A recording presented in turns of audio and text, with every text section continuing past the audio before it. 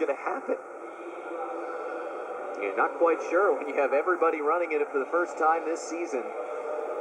Now you've got the men who will go.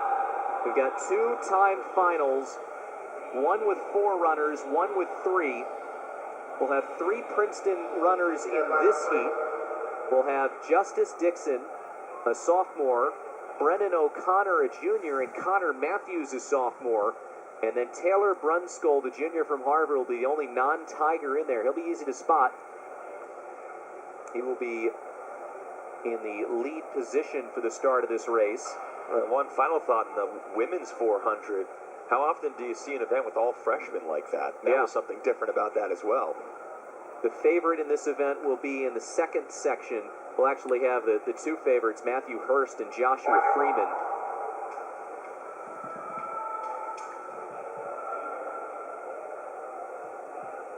So again, Dixon, O'Connor, and Matthews from Princeton, and Brunskoll from Harvard at the top.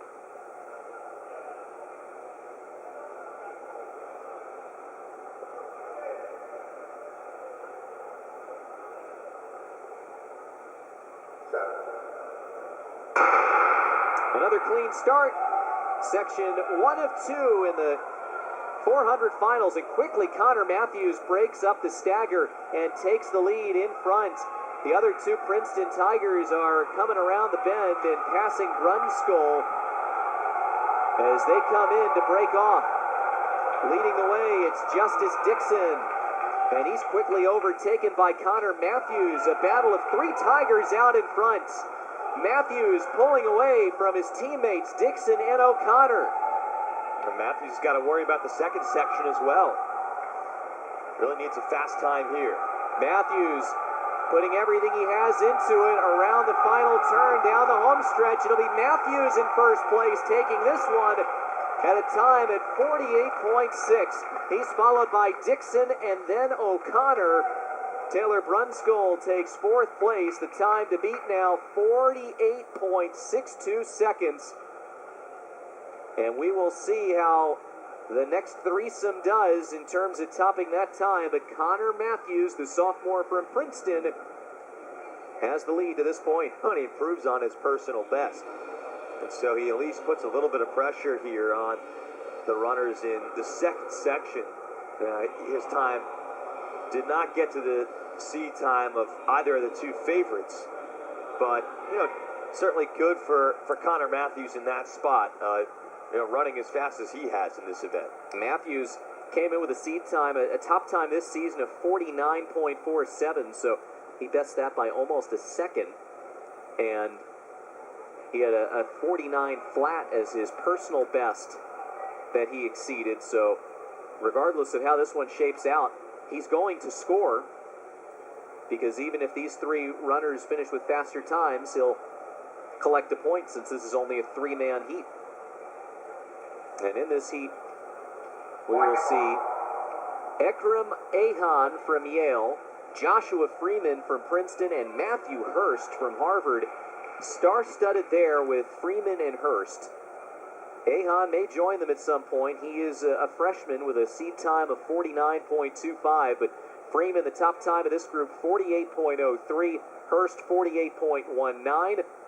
We saw Freeman finish in 2nd place in the 400 outdoors, 3rd place at indoor events. This is section 2 of 2, and a quick start around the burst for Hurst.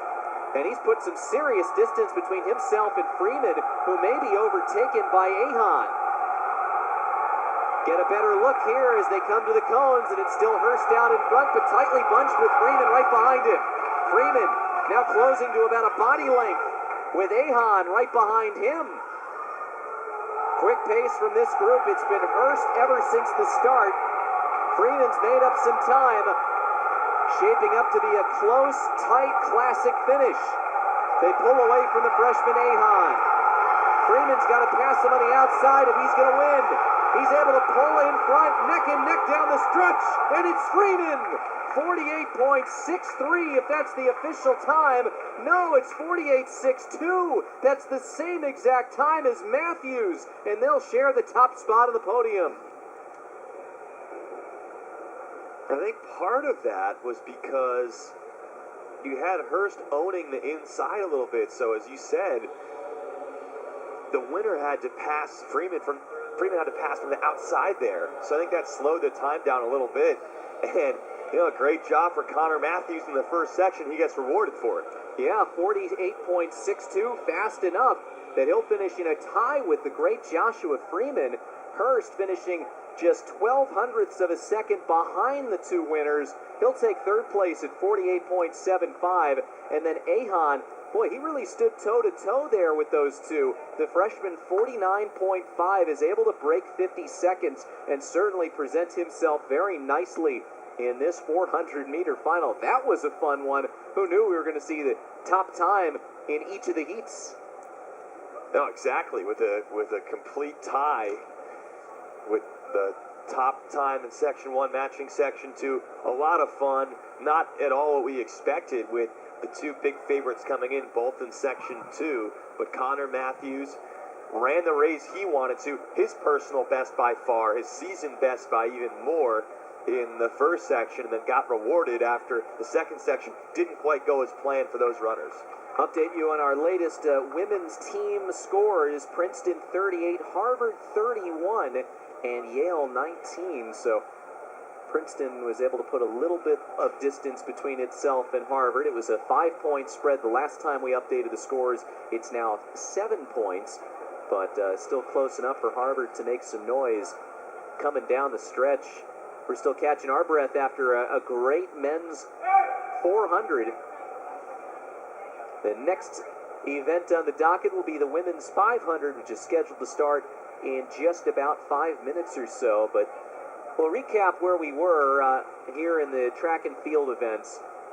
In the women's mile, the winner was Abby Goldstein. She won by about 2.5 seconds over Yale's Dana Klein. Abby from Harvard.